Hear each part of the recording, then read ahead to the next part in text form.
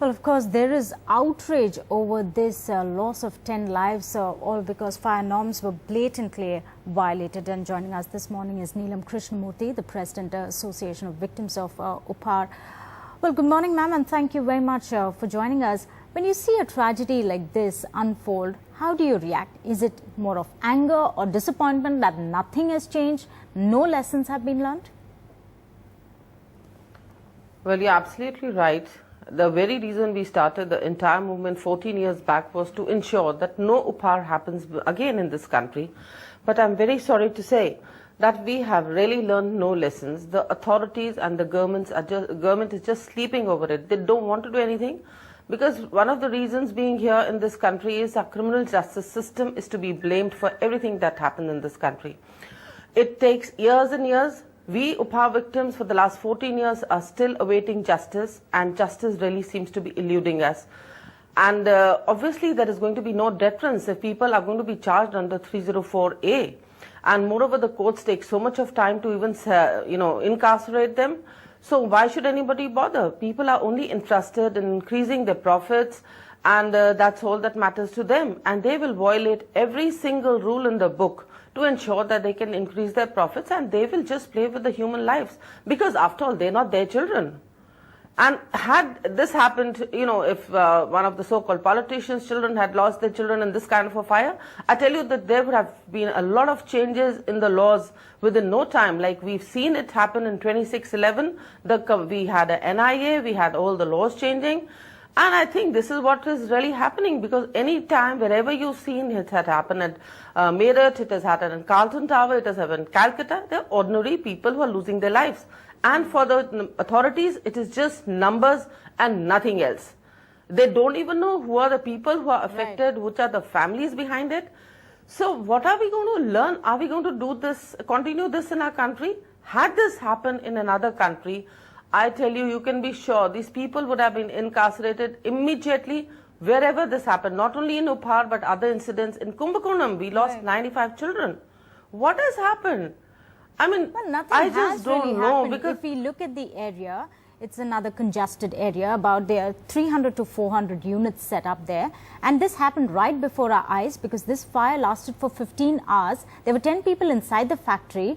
Firemen arrived, but there was nothing that could be done. Exits along the corridors were blocked because they were stacked up with shoe boxes, which eventually burned. It is so similar to what happened inside the Uphaar tragedy. But the fire office says that that there are fire engines close by, there are units, and they rush to the spot. But there's so much they could do. No, I think what is important is why these units were allowed to run. What are the authorities doing? When they knew that this has been a fire hazard, I saw the entire thing, it was more like a cage. It wasn't like a factory. Why aren't they ensuring to make sure that there are escape routes available to the workers?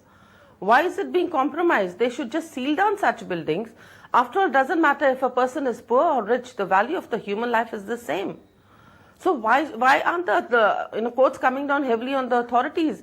I mean, this is an absolute dereliction of duty when you're allowing the factories to function without adhering to the fire safety norms.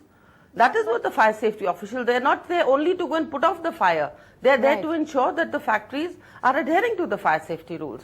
Right, but at the same time, so I think after an incident like this, we always point fingers to the management. But we never point these fingers to ourselves that we are the ones who are violating these norms. I understand what you're saying, that people are only interested in making in profits, and a laborer is only looking for a job.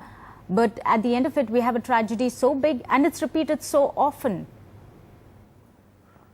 You're absolutely right, because I think the conscience has to, you really have to wake up the conscience of the people of this country, because the most important thing, again, we are coming down back to corruption, because NOCs are granted for some considerations, or maybe the places are allowed to run without any NOCs.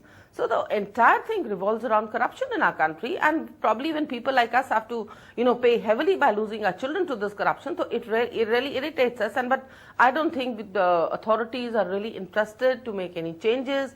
And we've been requesting them to bring in a new law to deal with this, because I think it's a mockery, it's a travesty of justice. When so many people die, you charge them on the 304A. Right. It should be the number of counts as how many people have died, if we want to even charge them 304A. And then subsequently the High Court reduces the sentence further to 1 year, saying they're educated, they don't have a criminal background, they have a good social status. So I think they need to multiply it with the number of people that have died. Only then can we have some deterrence. Right. And then that's the only time people are really going to respect the fire safety rules. Right, Neelam Krishnamurthy there, thank you very much for joining us this morning, sharing your views. NDTV's cricket app, Android and iPhone. Fastest scorecard, special analysis, and much more. Download free. ndtv.com/apps.